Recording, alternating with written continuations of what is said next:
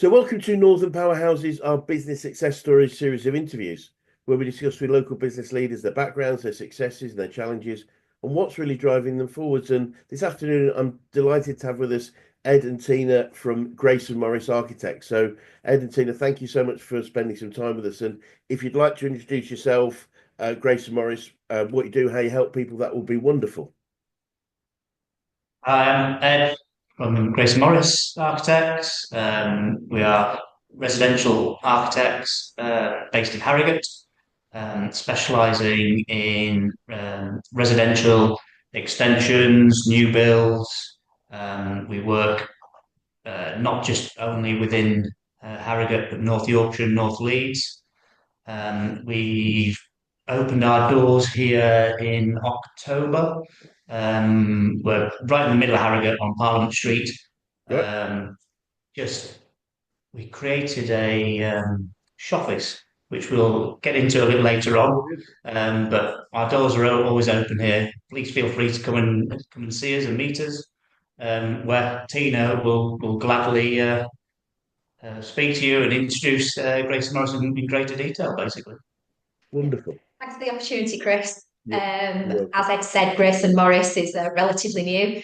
Ed and his partner director James brought me into the business in May. So I'm the office or shoffice, which you'll learn more about, manager in Harrogate, and a bit different to other architects, which we'll get into. But my role here is to make sure that our clients have an experience, that they don't just get a drawing and leave. We'll go into that again further. Brilliant, thank you. So, probably just to help people that might be watching, what would make a great client for you? Who do you serve best in what you do? Would you say what if someone was to walk into the door tomorrow that was perfect for you? What would they be like? Look like? Want to do? Well, the ideal client is, I suppose, is a client that wants to create a home that's design led. Do you know? Yep. It's irrelevant the kind of size and scale. They want to create something that's interesting, that's something that actually might be a little bit different. It might be very traditional. Do you know? Yep. At the end of the day, somebody said to me that basically, it was a client that said this. He was like, "You guys are like the paintbrush. Do you know? We're kind of the artist. This is what we want, but can you deliver it? Do you know?" Lovely. So there isn't a bespoke. We're not going to say actually we want one-off houses. It might be a really nice kitchen extension, you know, but it's somebody that wants design and they want something that's going to be delivered professionally. Yep. Building is tough. Anybody that's had any building work done knows that it can be difficult. And we're here to kind of hold your hand from coming into the shop office to giving you the keys at the end. Brilliant. I think for me as well, it's great. I've met so many different people already who have so many ideas. You Yep. know, people love a Pinterest board. People are Yep. always looking at beautiful properties online. It's a really exciting thing that people are choosing to do. And although it can be daunting and we want to hold people's hands through that, I think ultimately it's exciting to be helping people improve their lifestyle with, Brilliant. an extension or a new build, whatever it is that they need, and wherever we can improve, we'd love to be involved. Brilliant. Thank you. Yeah, and you mentioned the showfice. So this is obviously tell us the concept behind that. Basically, Grace Morris was born out of Part Designed Architects. Part Designed we set up in 2011, Yep. and as we've grown, Part Designed, basically the brand became a bit bipolar. Um, we do a lot large commercial work, residential developments, energy centres, waste transfer. Oh, okay. But then we were also doing Mrs. Miggins' house extension, you know. So you get people going on our website and it kind of wasn't Yes. serving to either entity. So we came up with Grace and Morris. It was obviously as a brand a little while ago during COVID. But then we kind of parked that for a little while when COVID finished and we got back into the real world. And then last year we were actually on. I was on a business course, Help to Grow Oh at yeah. Leeds University, Yep. and Great. that gave us time and opportunity to look at the business. And basically, what we realised was we actually needed to create a separate brand, Yep. and split off the domestic residential work, which is what we've done. And Grayson Morris was born out of that, really. The name Grayson Morris came from, well, my co-director is my brother, James. Both of our children's names are in the Grayson Morris brand. Lovely. So that's where we ended up on with the whole branding piece. Originally, the brand consultant came back and goes, "Come up with a great name. It's Morris and Grace," and we were like, "Doesn't really flow that well, you know." No. And then we changed it to Grace and Morris, and um, basically, as part of that, the shoppice, when we were doing the piece with uh, Help to Grow, was actually to look at what's our USP, what can differentiate ourselves, and what we want to do is try and break down the barriers to entry to engaging with an architect. So what we've done is the shoppice is a cross between a shop and an office. Brilliant. And we're on Parliament Street, just down from Betty's. You can come in, have a chat with us. Within the shop office itself, we've tried to create some of the elements that we put into a lot of the domestic residential projects. So we've got full home automation in here. We've got plastered in speakers into the walls. Brilliant. We've got infrared heating. So there's elements that clients can come and see Yep. that they might be having in their property as well. So it's almost like a showcase.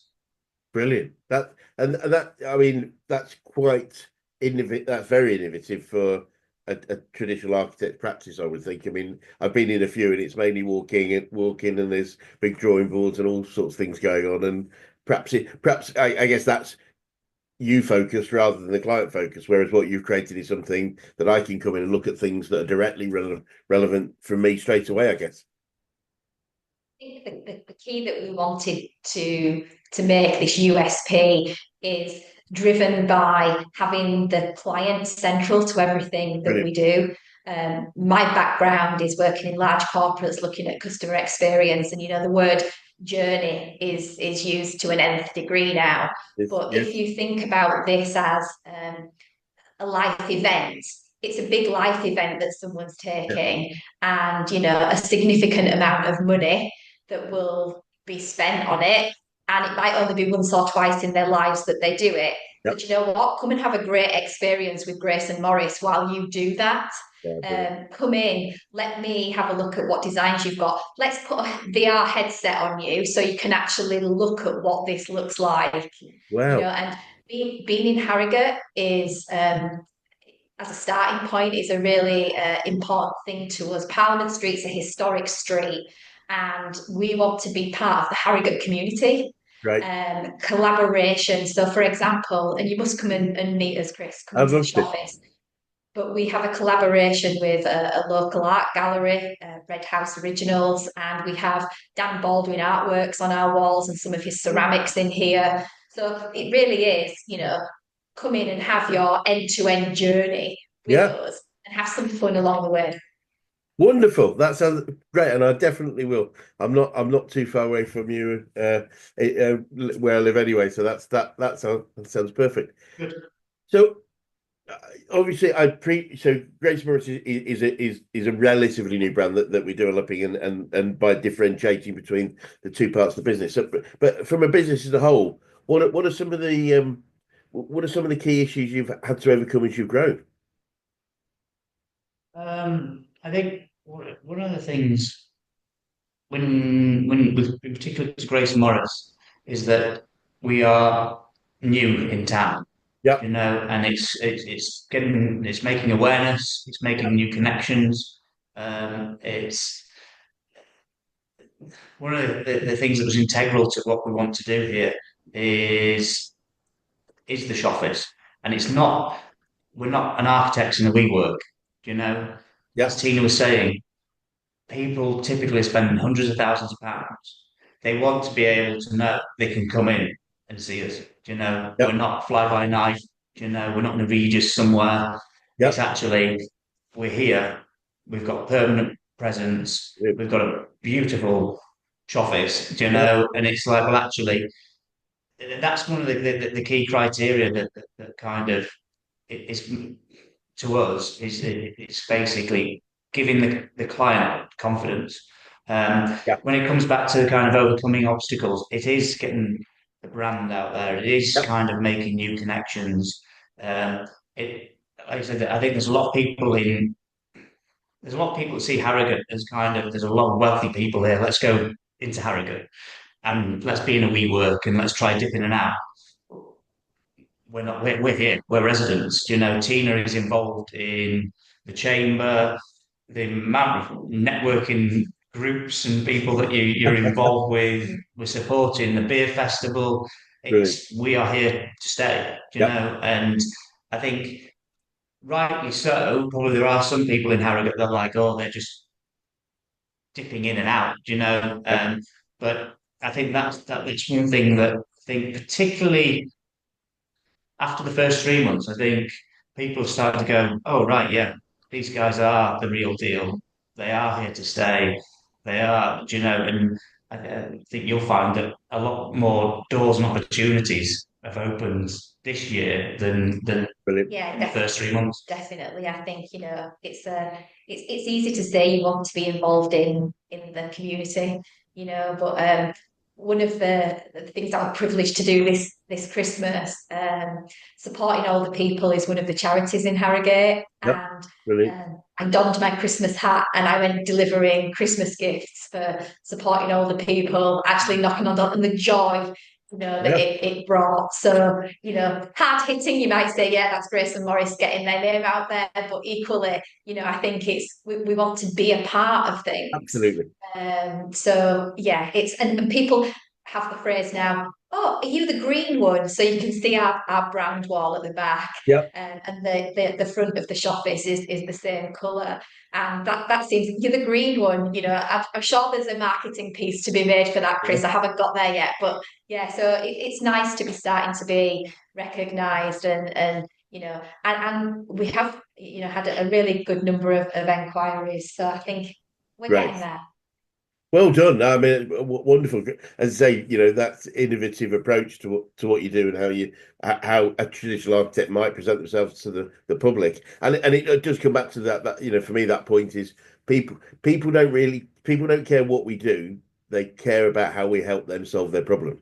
And it's like it feels like you're presenting something that means your customers can come and engage you at a level that's more comfortable to them than perhaps with other practices where I might feel like what would be the right word, like I'm going to be taught something, or the professionals in general can, if they're not careful, feel a little bit standoffish in some ways. So you've clearly, from what you're doing, is creating something that, look, we just want to come and chat and talk and just get involved in who we are, and that being part of the community is part of that. So that's Where are they at this stage in their life? What life events are happening for them that we can take them through? I have friends, I'm 50 several, and I have friends who are at that planning point in their lives now, and again, I think approaching these things don't happen overnight, No. so if you're thinking about it, and the base rate's dropping, now might be a time to actually take that next step. And so we're having some of those conversations as well. Brilliant. Well, so I'm sure it's going to go really well. Great place to be, and obviously, I think Harrogate's a great place to be, to live and work, but also to engage with prospective clients and stuff. I know quite a few friends of mine have traditionally lived outside of Harrogate, and then as you say, get started looking to the future and maybe downsizing, and have come into Harrogate more. So I think there's often that sort of movement of people doing that. So I'm sure that would be I would imagine that would be a great sort of demographic in one of the great demographics for you guys. Um, uh, so looking at business in general, As you say, different. sorry, sorry, Tina, go on. I was saying, as a resident of Harrogate myself, I've gone through the different life stages, and you know, the schools are here. That you've got a really good choice of schools. The opportunities for young people to be independent, professionals to be able to travel out. So again, these are all the people who are our demographics. Yeah, absolutely. And have you seen? I mean, given the client base that you serve and that you're working with, and we were talking a lot about COVID before we started the interview. But have you seen a change in requirements because of COVID and because people are home working a lot more? Those sorts of Yeah, there is a lot of home working. I think one of the things probably before COVID, we were kind of doing a lot of open plan. Everything was open plan, take all yes, the walls down, let's have these big, large open plan spaces. And then now we're yes, kind of going back to a bit more of a broken plan, as they call it. yes, So having areas that can be, whether it's a workplace or a study or, something where somebody can go do some yoga or a Joe Wicks, yep. whatever it might be, that we are kind of developing more schemes that are probably of a broken plan nature. Really interesting. Yeah, I mean that makes a lot of sense. Personally, I've always loved open plan, but as you say, when you're working from home and maybe there's more than one people working from home, you Yeah. do need those broken spaces, don't you, to be able to do that. So to look at business in general, what would you say are some of the things you might have learned about running and growing a business? It's tough. Bills, I was actually with somebody this morning who used to work for a very large QS firm, Yeah, and he'd been there 16 years from uni, really. And then he's gone out on his own, with two other co-directors, and he was just saying how it's so difficult. It's not just about doing the work, it's about kind of organizing, pay. It's getting paid, invoices coming in. yeah, It's having the right resources, the software. He was saying they missed out on, they'd had a reasonable year and they wanted to put some money in their pension. Gentlemen had been at a previous practice together and they'd not moved their pension, so they couldn't put the pension in to their pension pot. And then the end of year came, so they ended up having to pay more corporation tax. And it was the actual logistics, of running a business. It's not, you have to go out there and scrap. yeah, To be blunt about it, you have to go out there. You've got to press the flesh. You've got to kind of meet people. We still feel, especially in our industry, that a lot of the projects and a lot of schemes come by recommendation yeah, and knowing people. It's not as though, and it's one of the things which is dependent on what kind of business you're in. yeah, If you are selling toothbrushes, you might be able to spend a lot of money on Google AdWords, and there'll be a conversion rate and there'll be this funnel and that will work, but it doesn't work for everybody. yeah, Having a good online presence, we're very fortunate that we've got a very good website that's flown up the rankings yeah, now, and that's been really useful. But meeting people, going out, speaking to people, that's probably that is business, and it's one of the things which we find a lot with recent kind of graduates and things, being able to kind of converse and speak to people.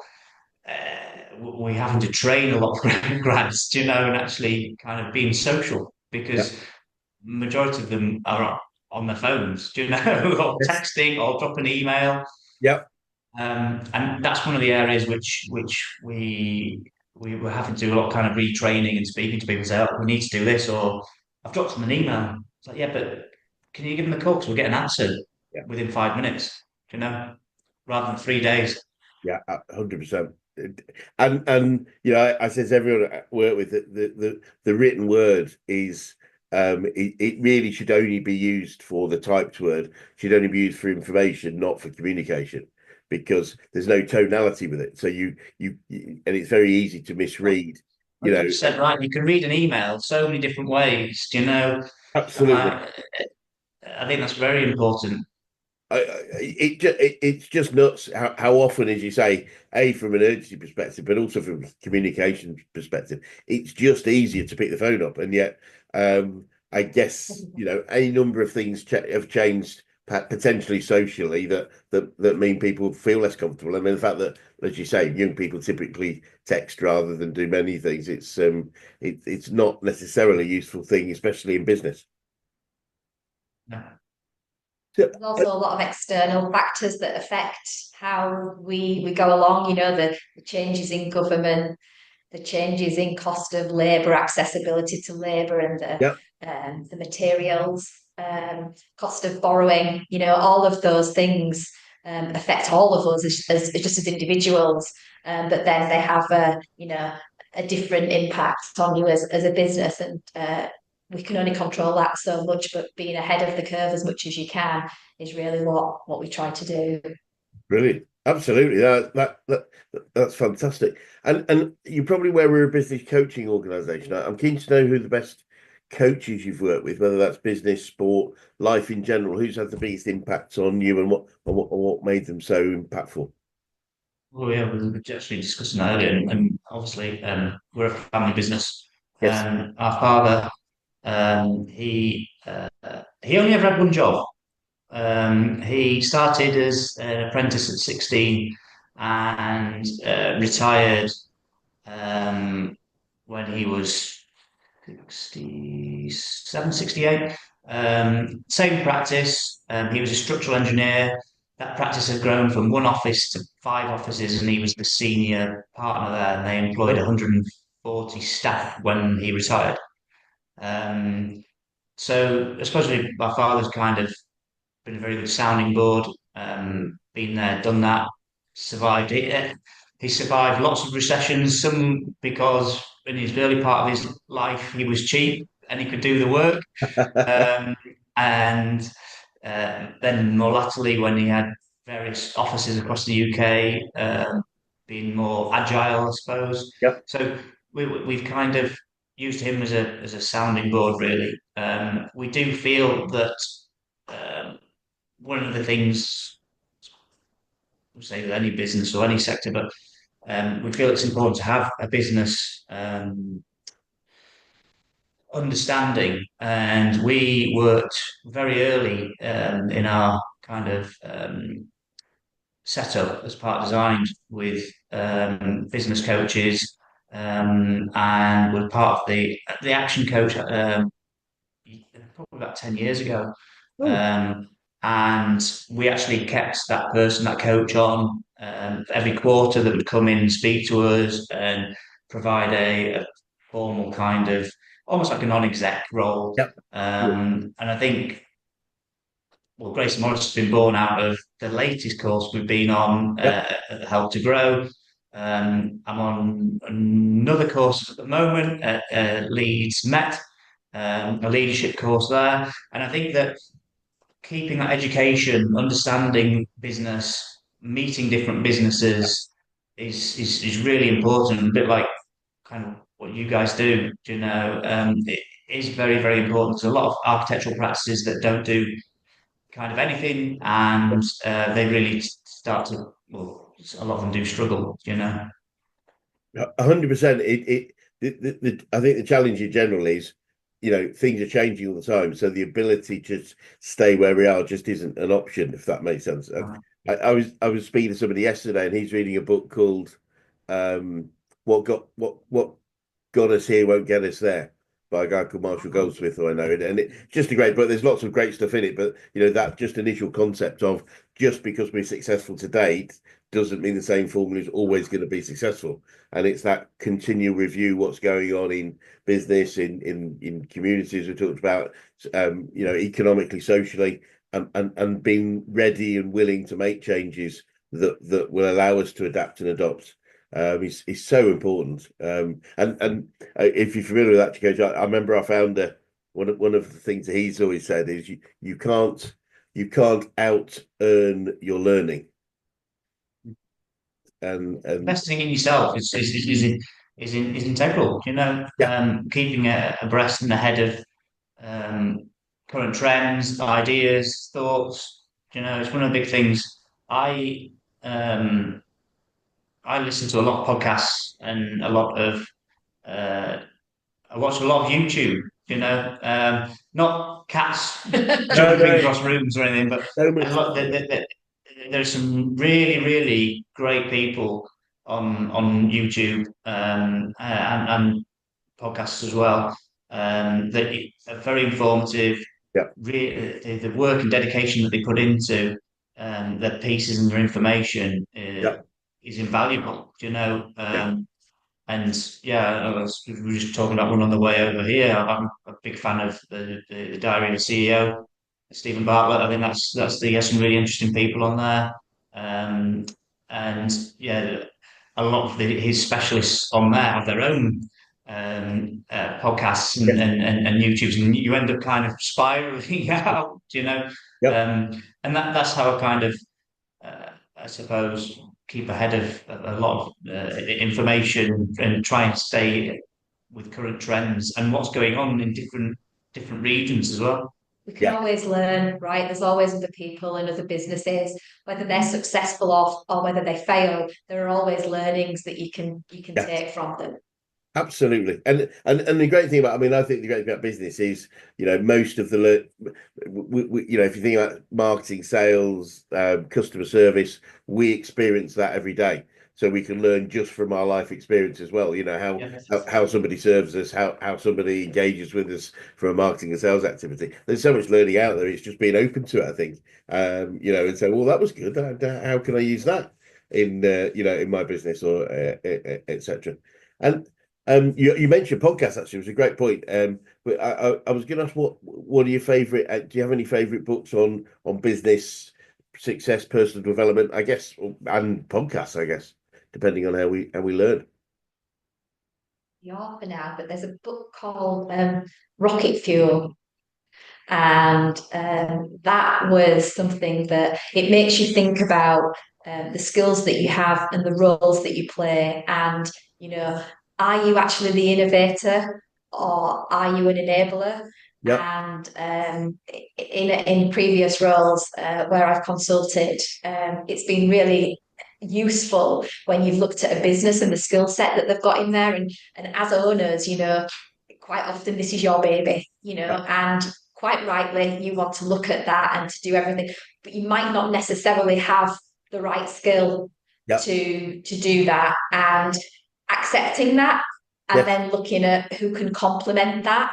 Absolutely. And surrounding yourself by the right people to support you to reach your final goal. That's what that book brought for me. Yeah, I think it's a very valid point. That is that, somebody said that if you're the smartest person in the room, you're in the wrong room.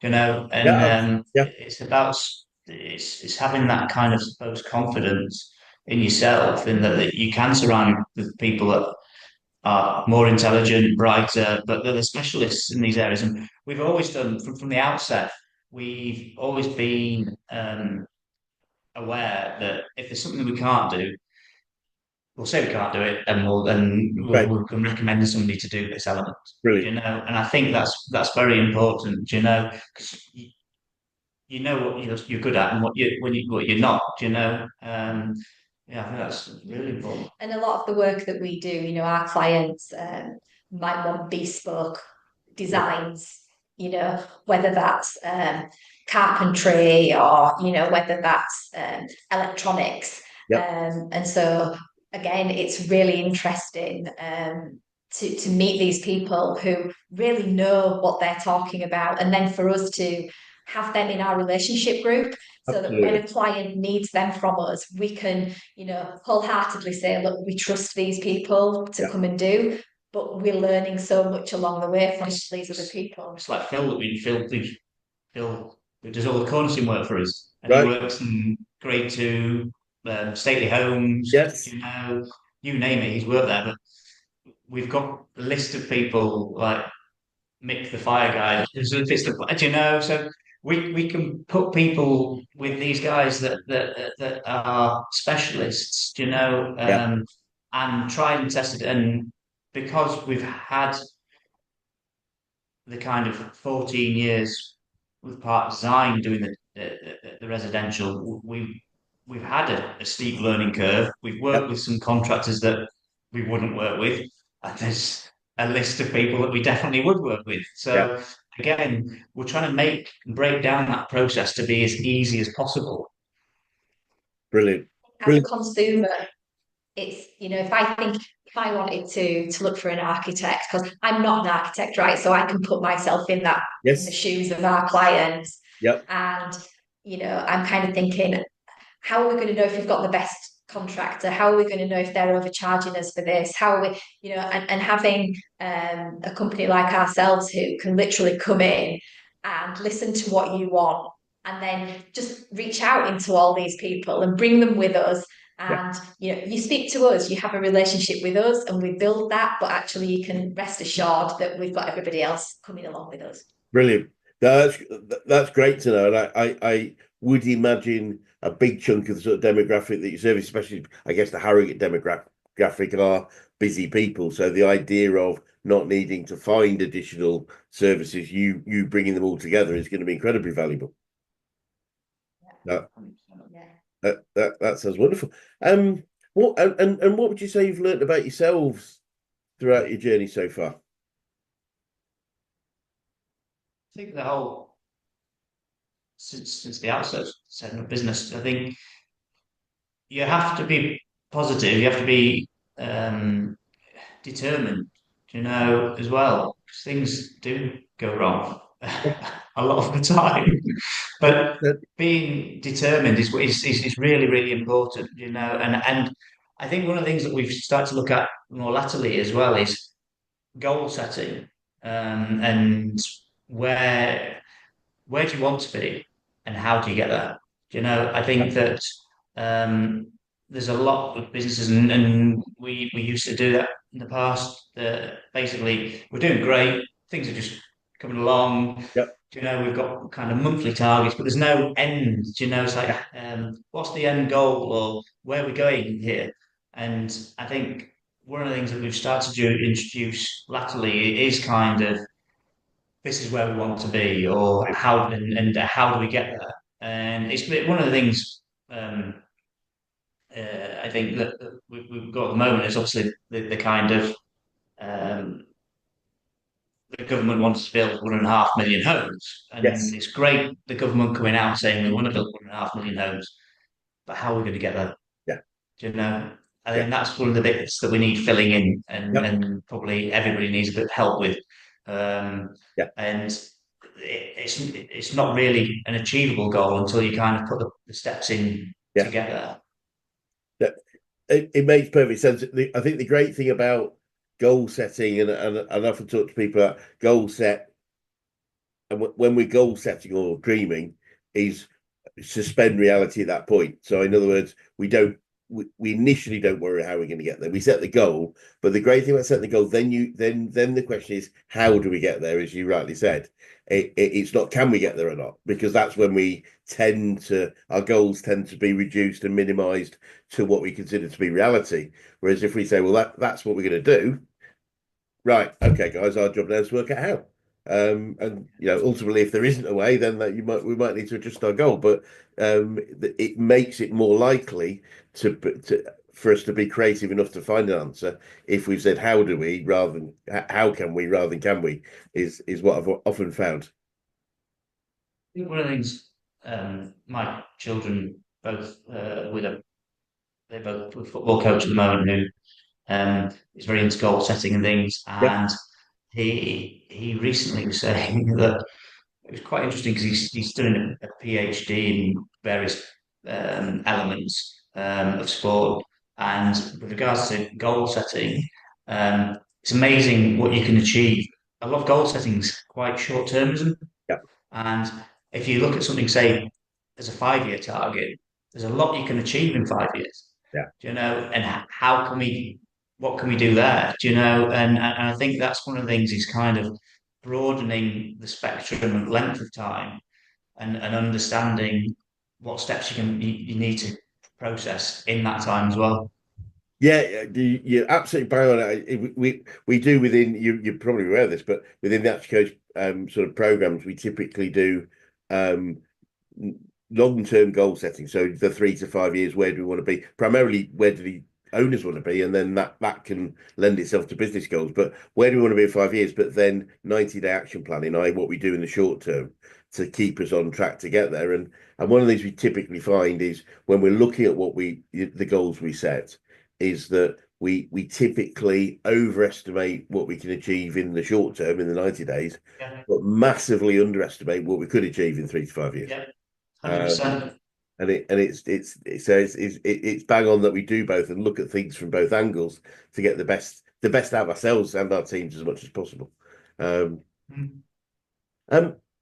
Well, looking forward then, what does the future look like for you guys, and what challenges do you think you might face, if any? Looking forward, we want to become established here Yep. In Harrogate. Ideally, we'd then like to kind of look at other areas nationally where the Grayson Morris brand could potentially be rolled out. I think that we've always grown organically. Yep. As part of design, we don't have any debt. You know, we kind of a sustainable business, and the priority is for kind of Harrogate to be the core, the main kind of centre point, really, and then grow from there. I Brilliant. think that we've got some interesting projects that are on the drawing board at the moment. It'd be nice to see those when built and come to fruition. Brilliant. And then I think from kind of Tina's perspective is on the short term side is kind of establishing the networks and things here, isn't it? Yeah, I think, pick up on Ed's point, it's a brave new breed of architect. If you think about how we've just described the showcase and the way that Ed is thinking about moving the business forward, lots of other towns that bear the same demographic as Harrogate could potentially benefit from that approach. So this is proving the model. Yep. And important that the goals that have been set, short and long term, are met. And going back to where we started this, being a part of what is happening here and Yep. making sure that we understand what matters to people and their homes. And we have kind of an urban rural split where North Yorkshire, we're very lucky, we're suddenly into the beautiful countryside. So we have some clients with 100 acres who want to look at how they can maximize the value from their properties. Yep. What with the changes in planning and the goals that the government are setting, what does that mean for us? Yeah. But equally, we have this urban, beautiful heritage buildings, so we have some real interest here. And I think that the challenges are making sure that we can meet all of their requirements across the board and embedding ourselves as, the architect of choice. Yeah, brilliant. And finally, what would you say to anyone that was thinking of going into business right now? Be prepared. It's not easy. You have to sacrifice, but make sure that you try and get a balance. I think having advised businesses in the past, you see. It's one thing to love what you do. It's quite another to give yourself to it. So I think, be prepared for the hard work and the graft and the sacrifice, but maybe set when have you gone too far? When is it taking too much from What's you? the limit? I think it's having experience as well. I think one of the big things is we worked in different practices before Park Design at Grace and Morris. Being kind of rounded. Unfortunately, life, throws you curveballs. Every day is very, very different, 100%. and I think it's having the ability to juggle, as Yeah. well. It's not just kind of I'm going to work. This is what I'm doing. It might be that actually got an issue on a site here, or somebody's turned up to work ill, and they were meant to be going to Nottingham today. How are you going to deal with that? Yeah. It's all these bits of being able to, and I think the more kind of life exposure that you have, the more the ability to be able to speak and converse and relate to people, Yeah. and deal with people is critical, really. Because it's not like a hard-lined email to somebody to deal with an answer. Sometimes it's just picking up the phone and saying, look, can we just talk this through, or can we Yeah. meet up, Yeah. And I think having lots of different life experiences helps massively, Yeah. It really does. And we have tried here try to be a little bit disruptive, is one of the Brilliant. things as well. It is Absolutely. kind of a bit different, Yeah. um, and bold. And I think sometimes just going with your gut as well is like, actually, if it feels right, it tends to be right, Um, and having the ability to go and do it, and Brilliant. believing in yourself is. But I think all those things come from having different experiences. Yep. That I think if you were just, I don't know, straight out of college and just been kind of academic the whole time and then gone into it, you don't have the same um, life experience and ability, really.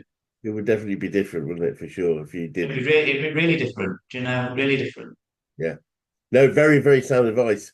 Well, Ed, Tina, thank you so much for your time today. It's been really fascinating. And for anyone that was thinking of getting in touch with you guys, what's the best way to contact you or Grace and Morris? So all the usual channels. So on our website, which is graceandmorris.com, email hello@graceandmorris.com, and we're here in Harrogate, as you've heard us say several times, so you can pop in or give me a call, 01423 457 038. Wonderful. Social channels, of course, you want to see all our beautiful projects, you can find those on our social channels. Brilliant. And yeah, I mean, I looked at a little bit of your website already, and it's like the visual nature of what you do is so wonderful. So I'd urge anybody to, at very least, go and just pop in and have a look around some of the things that the wonderful things you're doing and have done. So thank you so much. It'd be great to swing by another 6, 12 months and just see how things are developing for you, especially in Harrogate and the wonderful things you're doing. But for now, thank you so much. That was great. Thank you very much.